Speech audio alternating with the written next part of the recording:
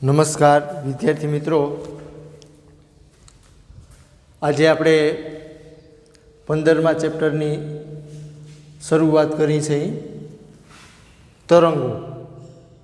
વિદ્યાર્થી મિત્રો, આના વિશે તમે અગાઉ પણ વિજ્ઞાન વિષયમાં શીખી ગયા છો। અહીંયા પણ તમને તરંગો વિશે વાત કરી છે।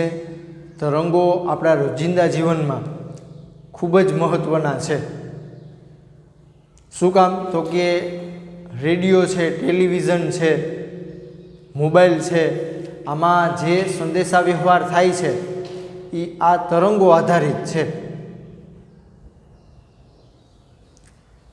જેવી રીતે આપણે એમ કહીએ કે કોઈ વાજિંત્ર વાગે, કોઈ સંગીત વાગે તો એ આપણે સાંભળી શકીએ, તો એમાં ધ્વનિ તરંગો છે। ધ્વનિ તરંગો એ માધ્યમમાં પ્રસરણ પામી અને આપણા કાન સુધી આવે છે।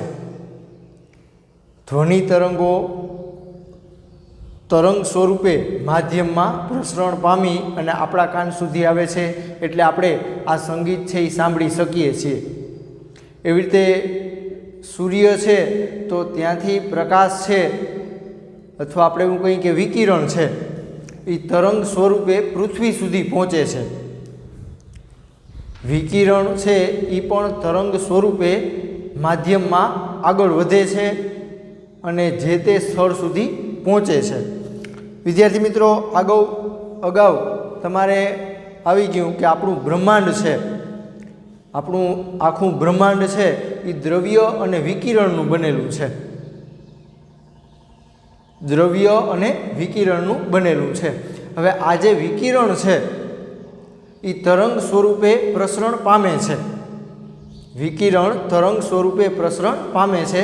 જેવી રીતે મેં તમને વાત કરી કે સૂર્ય છે, બરાબર, ત્યાંથી વિકિરણ તરંગ સ્વરૂપે પૃથ્વી સુધી પહોંચે છે। એવી રીતે અવાજના તરંગો છે, જેને આપણે ધ્વનિ તરંગો કહીએ, એ પણ માધ્યમમાં પ્રસરણ પામી અને આપણા કાન સુધી પહોંચે છે। વાજિંત્રમાંથી જે કંઈ અવાજ ઉત્પન્ન થાય એ પણ તરંગ સ્વરૂપે આપણા કાન સુધી પહોંચે છે। એટલે કે પ્રકાશ છે, ધ્વનિ છે, આ બધા તરંગો માધ્યમમાં પ્રસરણ પામી અને આપણા સુધી પહોંચે છે। રેડિયો છે, ટેલિવિઝન છે, મોબાઈલ છે, બરાબર, કે જેના દ્વારા સંદેશા વ્યવહાર થાય છે, આ પણ તરંગ ઉપર જ આધારિત છે। એટલે 20મી સદીમાં દ્રવ્ય તરંગની સંકલ્પના આવી અને એને લીધે આ તરંગો છે એનું મહત્ત્વ ખૂબ જ વધી ગયું। વિદ્યાર્થી મિત્રો, આપણે આ ચેપ્ટરમાં તરંગોની વાત કરવાની છે, તરંગોના પ્રકારની વાત કરવાની છે, તરંગના પ્રસરણની વાત કરવાની છે, પછી સંપાતપણાના સિદ્ધાંતની વાત કરવાની છે। એટલે કે બે કે બે કરતાં વધારે તરંગો ભેગા થાય તો શું થાય? કોઈ એક બિંદુ પાસે કે કણ પાસે બે કે બે કરતાં વધારે તરંગો સંપાત થાય, ભેગા થાય, ત્યારે ત્યાં કેવી અસર જોવા મળે એની પણ આપણે વાત કરવાની છે। આગળ સ્પંદ છે, ડોપલર અસર છે, એની આ ચેપ્ટરમાં આપણે વાત કરવાની છે। વિદ્યાર્થી મિત્રો, મહત્ત્વના જે ટોપિક છે કે જે 12 સાયન્સમાં ઉપયોગી બને એની આપણે ચર્ચા કરશું। હવે અહીંયા આપણે જાણીએ છીએ કે કણ છે, કણ અવકાશમાં કણ દોલન કરતો હોય એટલે એની પાસે ગતિ ઉર્જા હોય, તો આ ગતિ ઉર્જા છે એનું પણ પ્રસરણ થતું હોય છે। અવકાશમાં કણ ગતિ કરતો હોય તો આ કણ પાસે ગતિ ઉર્જા હશે અને ગતિ ઉર્જાનું પણ માધ્યમમાં પ્રસરણ થતું હોય છે। આ એક રીત છે। બીજી રીત એવી છે કે કણ છે, કણ એ પોતે દોલન કરી અને પોતાની ઉર્જા બાજુના કણને આપે, તો આ રીતે પણ ઉર્જાનું પ્રસરણ થાય છે। વિદ્યાર્થી મિત્રો, જેવી રીતે આપણે એમ કહીએ કે આ રીતની કોઈ દોરી હોય, એમાં આપણે આમ ઝટકો મારી એટલે આપણે બળ આ કણ ઉપર લગાડ્યું છે, જો અહીંયા કણ છે એના ઉપર, તો આ કણ આમ સ્થાનાંતર અનુભવશે, આમ દોલન કરશે અને પોતાની ઉર્જા છે એ એના પછીના કણને આપશે, એ કણ છે એ એના પછીના કણને આપશે, એટલે માધ્યમમાં ઉર્જાનું પણ પ્રસરણ થાય છે. કણ છે કણ એ આમ દોલન કરશે અને પોતાની ઉર્જા બાજુના કણને આપશે, બાજુનો કણ છે એ એના પછીના કણને ઉર્જા આપશે. જેવી રીતે હું તમને એમ કહું કે આ માનો કે આપણી દોરી છે, આ દોરી, તો હવે આ હું કણને આમ ઉપર ખેંચું, આ કણને હું આમ ઉપર ખેંચું એટલે તમે જોઈ શકો કે આ અહીંયા જે કણ છે એ પણ ઉપર ખેંચાય છે. જો અહીંયા એની બાજુમાં બીજો કોઈ કણ હશે એ પણ ઉપર ખેંચાશે, બરાબર. એ કણને તમે આમ ખેંચશો તો એના પછીનો કણ છે એ આમ ઉપર ખેંચાશે. એટલે માધ્યમમાં ઉર્જાનું પણ પ્રસરણ થાય છે. એટલે આ રીતે એક કણ પાસે ઉર્જા હોય એ એના પછીના કણ પાસે ઉર્જા જશે, અમુક સમય થાય એટલે એના પછીના કણ પાસે ઉર્જા જશે. આ રીતે માધ્યમમાં ઉર્જાનું પણ પ્રસરણ થાય છે. વિદ્યાર્થી મિત્રો, આપણે તરંગ વિશે સમજવા માટે એક સરળ ઉદાહરણ લઈ. લાંબી સ્થિતિસ્થાપક અને તણાયેલી સ્થિતિમાં દોરી છે. જેવી રીતે મેં અહીં આકૃતિ દોરી છે કે આ આપણી દોરી છે અને આ આપણો દ્રઢ આધાર છે, બરાબર, કે જ્યાંથી આપણે દોરી છે એ બાંધી છે. આમ તણાયેલી સ્થિતિમાં રાખવાની છે, ખેંચાયેલી સ્થિતિમાં. હવે આ દોરી ઉપર મેં કણ દર્શાવ્યા છે. જો આ એ કણ છે, આ બી કણ છે, આ સી કણ છે, આ ડી કણ છે, આ ઈ કણ છે, આ એફ કણ છે, આ જી કણ છે, આ એચ કણ છે, આ આઈ કણ છે, બરાબર. કર્યું છે શું તો કે દ્રઢ આધાર છે, અહીંયાથી આમ દોરી છે, સ્થિતિસ્થાપક દોરી તણાયેલી સ્થિતિમાં આપણે બાંધવાની છે. હવે શું કરવાનું તો કે આ કણ એ છે, અત્યારે મારી આ જે આકૃતિ છે, આકૃતિ એ ટી બરાબર 0 સમયની છે. ટી બરાબર 0 સમયે બધા કણ છે એ સમતોલન સ્થિતિમાં છે. ટી બરાબર 0 સમયે બધા કણ છે એ સંતુલન સ્થિતિમાં છે. એટલે આકૃતિ વિચારો તો આમ થશે કે આ રીતે દોરી છે તણાયેલી સ્થિતિમાં, ખેંચાયેલી સ્થિતિમાં લાંબી સ્થિતિસ્થાપક દોરી છે. હવે આ દોરી છે તો એ ઘણા બધા કણોની બનેલી હોય છે. હવે આપણે અહીંયા સરળતા ખાતર અમુક કણ જ દર્શાવ્યા છે, એ થી આઈ સુધીના કણ જ દર્શાવ્યા છે. વાસ્તવમાં દોરીમાં અસંખ્ય કણો હશે. એટલે વિદ્યાર્થી મિત્રો, આ એક તરંગ વિશે સમજવા માટે એકદમ સરળ ઉદાહરણ છે. ટી બરાબર 0 સમયે બધા કણ છે એ સંતુલન સ્થિતિમાં છે. હવે આપણે શું કરવાનું તો કે આ એ કણ છે, એ કણ એના ઉપર આમ ઝટકો મારવાનો, વિક્ષોપ લગાડવાનો, બરાબર. જેવી રીતે આપણે એમ કહીએ કે સ્થિર સ્થિતિમાં તળાવમાં પાણી છે તો એમાં આપણે આમ પથ્થર ફેંકી, બરાબર, પાણીની સપાટી છે એના ઉપર જેવો પથ્થર પડશે તો એને વિક્ષોપ લગાડ્યો કહેવાય. આપણી ભાષામાં આપણે એને બળ લગાડ્યું કહેવાય, ઝટકો લગાડ્યો કહેવાય, બરાબર. અહીંયા વિક્ષોપની મેં વ્યાખ્યા લખી છે, સ્થિતિસ્થાપક માધ્યમમાં ઉત્પન્ન કરેલ સૂક્ષ્મ આંદોલન, જો સૂક્ષ્મ હિલચાલ, બરાબર. આ આપણી સ્થિતિસ્થાપક દોરી છે, એમાં આપણે આમ ઝટકો મારી તો એને વિક્ષોપ કહેવાશે. સ્થિતિસ્થાપક માધ્યમમાં ઉત્પન્ન કરેલ સૂક્ષ્મ આંદોલન, હિલચાલને વિક્ષોપ કહે છે. હવે સૌથી પહેલાં આપણે શું કર્યું તો કે દોરી આમ તણાયેલી સ્થિતિમાં છે, એ કણ છે, એ કણ એના ઉપર આપણે આમ વિક્ષોપ લગાડ્યો છે, બરાબર. એ કણ ઉપર આપણે વિક્ષોપ લગાડ્યો છે. તો સૌથી પહેલાં આપણો આ એ કણ છે એ દોલન શરૂ કરે છે. જો એ કણ છે એને આ બીજી આકૃતિ છે એમાં દોલન અહીંયા હતો કણ એ, હવે એના ઉપર આપણે આમ ઝટકો માર્યો એટલે વિક્ષોપ લગાડ્યો એટલે કણ એ અહીંયા આવ્યો છે. જો એના છેદમાં વર્ગમૂળમાં 2 જેટલું એને સ્થાનાંતર કર્યું છે. હવે આપણો વિક્ષોપ ક્યાં પહોંચ્યો છે તો કે આ બી કણ પાસે પહોંચ્યો છે. જો બી કણે હજી દોલન શરૂ કર્યું નથી, બરાબર. એનાથી આગળ શું થશે, હજી આ એ કણ છે એ અહીંયા કંપ વિસ્તારે જાય, અહીંયા કણ હતો એ કંપ વિસ્તારે ગયો તો જો બી કણ આમ ઉપર ખેંચાણો, કારણ કે એના ઉપર વિક્ષોપ લાગ્યો. એ કણને આપણે વિક્ષોપ આપ્યો તો એ આ આકૃતિમાં હવે વિક્ષોપ બી કણ પાસે બી કણે દોલન શરૂ કરી દીધું છે અને વિક્ષોપ આપણો પહોંચ્યો છે સી કણ પાસે. જો બરાબર, ટી બરાબર 2t/8 સમય થયો ત્યારે વિક્ષોપ આપણો સી કણ પાસે પહોંચ્યો છે. એનાથી આપણે આગળ વધી. હવે એ કણ મહત્તમ કંપ વિસ્તારે છે, ત્યાંથી એ કણ પાછો આમ નીચે આવે છે. જો અહીંયા તમે જોશો તો એ કણ નીચે આવી ગયો છે. તો આ બી કણ છે એ કંપ વિસ્તારે પહોંચ્યો છે. જો બી કણ કંપ વિસ્તારે પહોંચ્યો છે અને સી કણ છે એનું સ્થાનાંતર તમે જોશો તો એના છેદમાં વર્ગમૂળમાં 2 જેટલું થયું છે. જો અહીંયા આવી ગયો સી કણ અને આપણો વિક્ષોપ પહોંચ્યો છે આ ડી કણ પાસે. હજી એનાથી આગળ તમે વિચારશો, બરાબર, તો એ કણ છે, એ કણ એ પાછો અહીં મધ્યમાન સ્થાને આવશે, મધ્યમાન સ્થાને. બરાબર, બી કણ અહીં ઉપર હતો એ આમ નીચે ઉતરશે. હવે એના છેદમાં વર્ગમૂળમાં 2 જેટલું સ્થાનાંતર આવશે. સી કણ હતો અહીંયા એ મહત્તમ કંપ વિસ્તારે પહોંચ્યો. ડી કણ અહીંયા આવશે અને એફ કણ છે ત્યાં આપણે ડી પછી ઈ, આ ઈ કણ છે ત્યાં આપણો વિક્ષોપ પહોંચ્યો છે. જો કહેવાનો મતલબ એવો છે કે એ કણને વિક્ષોપ આપ્યો છે એ અમુક સમય થાય એટલે બી કણ પાસે વિક્ષોપ પહોંચે છે, અમુક સમય થાય એટલે સી કણ પાસે વિક્ષોપ પહોંચે છે, અમુક સમય થાય એટલે ડી કણ પાસે વિક્ષોપ પહોંચે છે, અમુક સમય થાય એટલે ઈ કણ પાસે વિક્ષોપ પહોંચે છે. એવી રીતે અમુક સમય થાય એટલે એફ કણ પાસે પહોંચશે, પછી જી કણ પાસે પહોંચશે, એચ કણ પાસે પહોંચશે, આઈ કણ પાસે પહોંચશે. આ રીતે આપણું દોરી જે માધ્યમ છે, દોરી એમાં વિક્ષોપ છે એ આગળ વધે છે. માધ્યમમાં વિક્ષોભની આવી ગતિ છે એને તરંગ કહેવામાં આવે. વ્યાખ્યા બરાબર સમજજો તરંગની. અગાઉ પણ તમારે આ વ્યાખ્યા આવી ગઈ છે. માધ્યમમાં વિક્ષોભની ગતિને તરંગ કહે છે.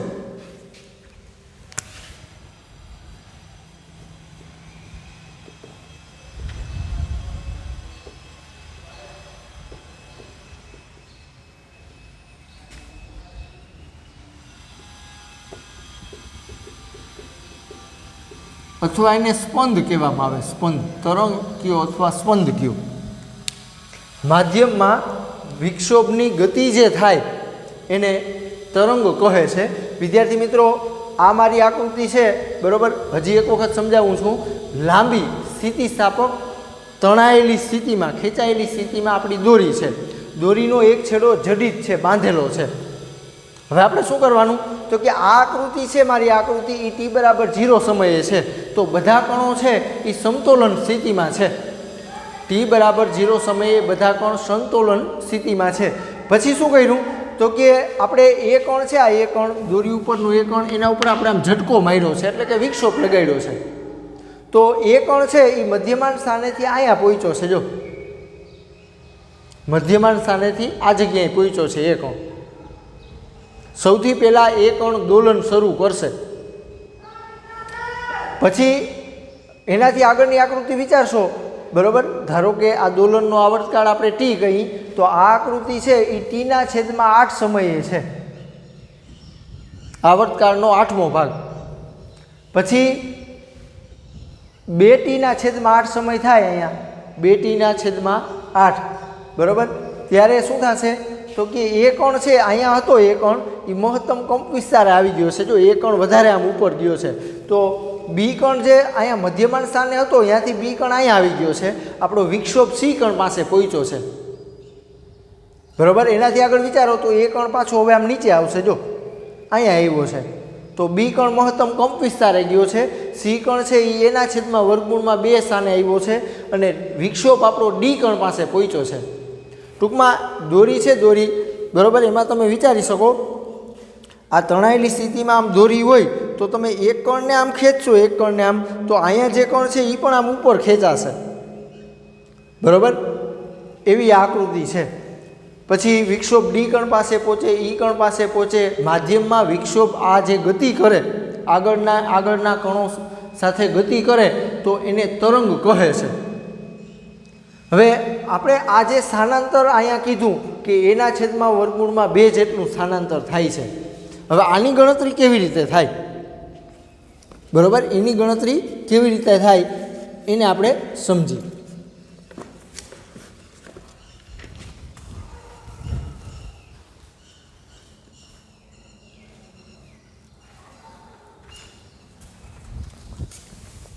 માધ્યમમાં કોણ એ છે એનું સ્થાનાંતર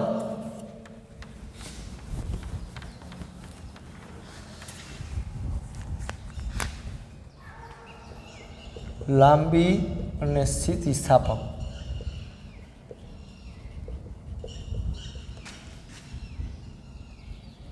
ખેંચાયેલી સ્થિતિમાં દોરી છે આપણી.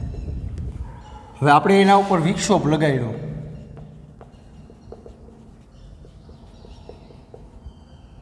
હવે આ વિક્ષોભ કેવા પ્રકારનો લગાડવાનો? તો કે સરળ આવર્ત પ્રકારનો. જો તમે વિક્ષોભ જે પ્રકારનો લગાડશો, માનો કે આમ ઝટકો મારશો તો કણો આમ દોલન કરશે. જો વિક્ષોભ તમે આમ લગાડશો આમ, તો કણો આમ દોલન કરશે. હવે આ જે વિક્ષોભ આપણે લગાડી એ સરળ આવર્ત પ્રકારનો લગાડી છે, અને આવર્તકાળ આપણે કહી દઈએ ટી છે.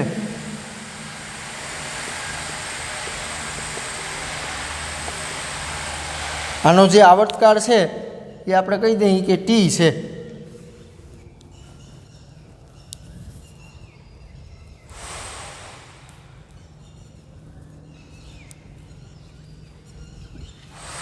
હવે આપણે કણ એનું સ્થાનાંતર ગણવું હોય, બરોબર, ટી બરાબર કણ એનું આપણે સ્થાનાંતર ગણવું હોય, ધારો કે ટી બરાબર ટીના છેદમાં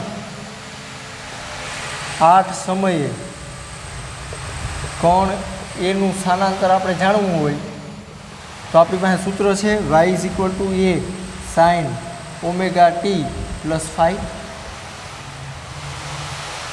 બરાબર. ટી બરાબર 0 સમયે જે કડા હોય એને આપણે પ્રારંભિક કડા કહીએ 5, તો આપણે આ 5 બરાબર 0 લેવાનું. તો આમ આવશે y બરાબર a sin ઓમેગા ટી બરાબર 0 સમયે કણનું જે સ્થાન હોય, કડા હોય, એને આપણે પ્રારંભિક કડા કહીએ. એટલે ટી બરાબર 0 સમયે કણ આપણો મધ્યમાન સ્થાને છે, જો સંતુલન સ્થિતિમાં, તો આપણી પ્રારંભિક કડા શૂન્ય થઈ. એટલે અહીંયા આપણે શૂન્ય લગાડવાનું, બરાબર. અગાઉ આપણે સૂત્ર આવી ગયું, સરળ આવર્ત ગતિ હોય તો એના માટે સ્થાનાંતરનું સૂત્ર y = a sin omega T +5, એમાં 5 બરાબર આપણે 0 લઈ લઈએ, બરાબર. હવે આપણે સાદું રૂપ આપી તો આ ઓમેગા છે, ઓમેગા એના બરાબર આપણી પાસે સૂત્ર છે 2π/t, બરાબર. આપણી પાસે સૂત્ર છે ઓમેગા બરાબર 2πf. તો આ f છે અહીંયા 1/t લખી શકાય, એટલે ઓમેગા બરાબર 2π/t, બરાબર. એફની જગ્યાએ આપણે આ કિંમત મૂકવાની અહીંયા. તો ટી આપણે લેવાનો છે t/8. હવે આ ડેટા આપણે આમાં મૂકવાનો. y = a sin આ ઓમેગા દેખાય અહીંયા કિંમત મૂકવાની 2π/t, આ ટી દેખાય અહીંયા કિંમત મૂકવાની t/8. તો આ બે કેન્સલ થઈ જશે, અહીંયા 4 આવશે, એટલે a sin π/4, બરાબર. પાઈ એટલે 180 લઈ એટલે 90 અડધા કરો એટલે 45 થાય. sin 45ની કિંમત, sin 45ની કિંમત આપણે ખબર છે 1/2 થશે. આની કિંમત 1/2.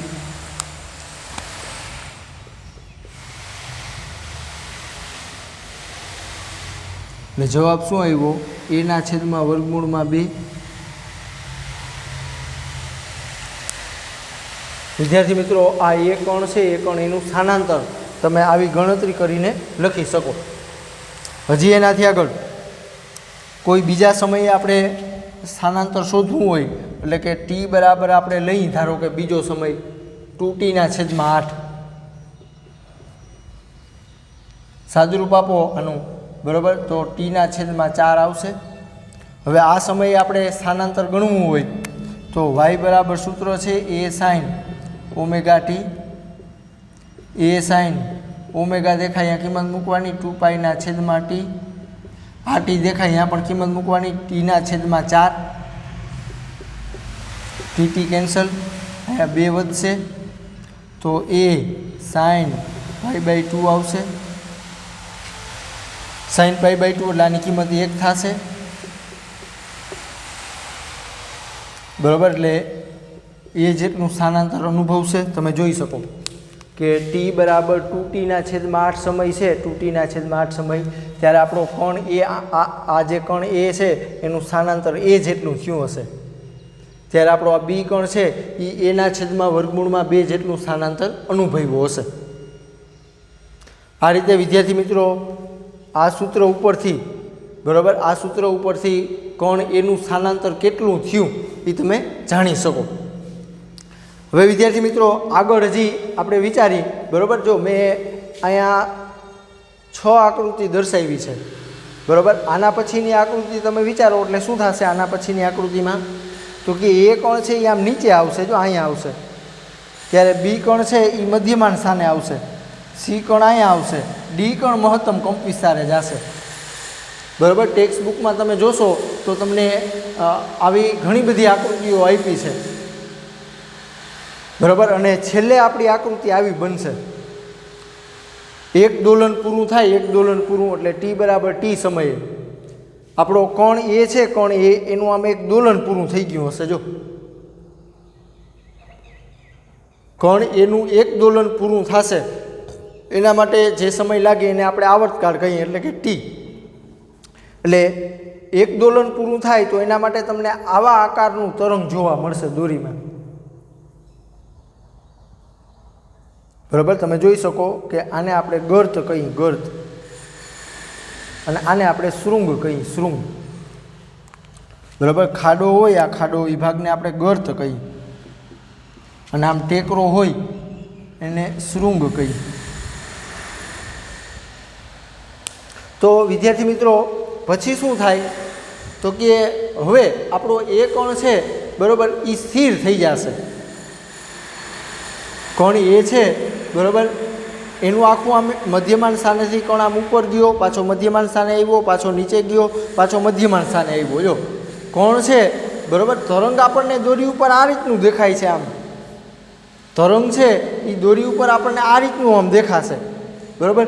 કણ છે આપણા એ આમ ઉપર નીચે જ દોલન કરે છે. જો વાસ્તવમાં માધ્યમમાં કણ આમ ખસતા નથી, વાસ્તવમાં માધ્યમમાં કણ છે એ આમ આગળ ખસતા નથી. કણ છે એ આમ ઉપર નીચે દોલન કરી અને પછી સ્થિર થઈ જાય છે, બરાબર. વિક્ષોભ ત્યાંથી પસાર થઈ ગયો પછી એ જે કણો છે એ પોતાની સંતુલન સ્થિતિમાં આવી જાય છે. એટલે આ એક દોલન માટે આપણી આકૃતિ છે એ આ રીતની બનશે.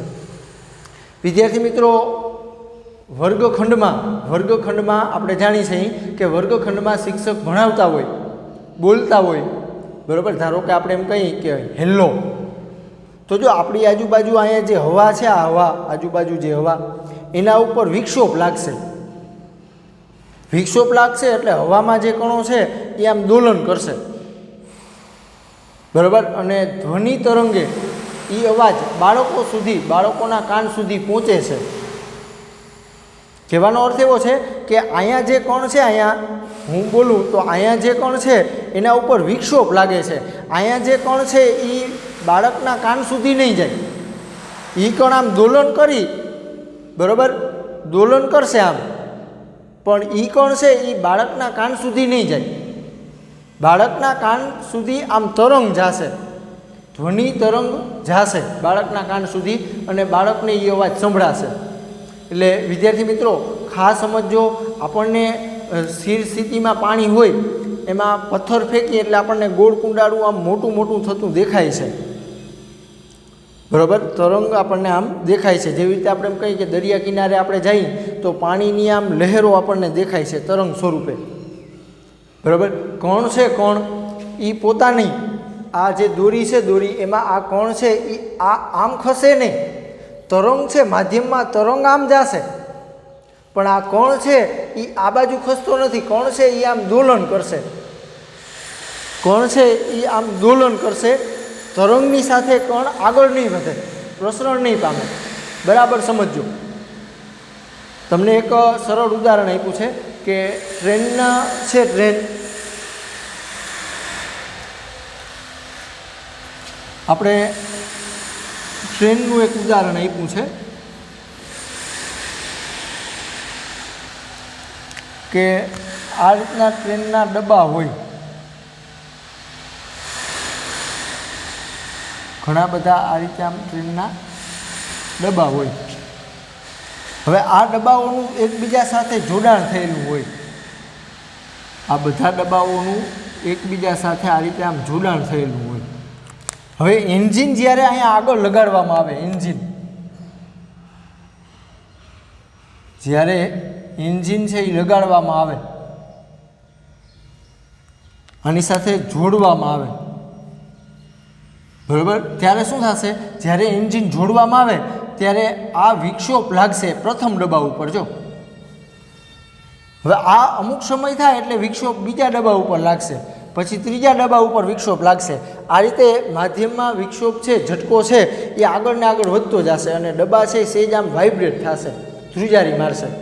આ તમે અનુભવ પણ કરી શકો, બરાબર. જ્યારે એન્જિન છે, આ ઘણા બધા ડબ્બાઓનું જોડાણ થયેલું છે અને પછી એન્જિન જોઈન કરવામાં આવે ત્યારે શું થાય તો કે જે અહીંયા ઝટકો છે એ પહેલાં પ્રથમ ડબ્બા ઉપર લાગશે વિક્ષોપ, પછી અમુક સમય થાય એટલે બીજા ડબ્બા ઉપર ઝટકો લાગશે, અમુક સમય થાય એટલે ત્રીજા ડબ્બા ઉપર ઝટકો લાગશે. આ રીતે માધ્યમમાં વિક્ષોપ છે એ આગળ ને આગળ વધશે તો એને તરંગ કહેવામાં આવે છે.